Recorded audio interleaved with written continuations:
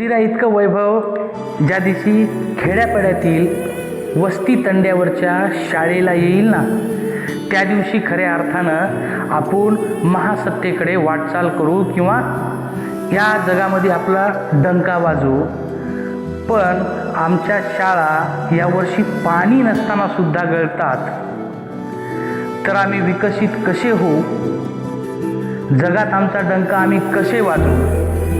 हे कदापि शक्य नाही जोपर्यंत गावातील, खेड्यातील, शहरातील आज मंदिराचं जे वैभव आहे त्याच प्रकारे जर आपल्या शाळेचं वैभव होईल ना, त्याच दिवशी आमच्या इथून शास्त्रज्ञ निर्माण होतील, आमच्या इथून डॉक्टर निर्माण होतील, इंजिनियर निर्माण होतील आणि खऱ्या अर्थानं देश विकसित होईल.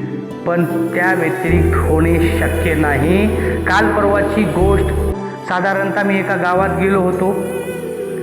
त्या गावात मला निदर्शनास आलं की गावाचं वैभवशाली मंदिर आहे, सुंदर मंदिर आहे. मंदिराला पटांगण खूप सुंदर आहे, शिखर खूप चांगलं आहे, फरशी खूप सुंदर वापरली. माझं मत नाही, मंदिरं तर सुंदर असलेच पाहिजे. त्याचबरोबर आपल्या गावातील शाळासुद्धा मंदिरा इतकी ज्या दिवशी सुंदर झाली पाहिजे, होईल, त्याच दिवशी खऱ्या अर्थानं आपण विकसित भारत म्हणून वागायला काही हरकत नाही.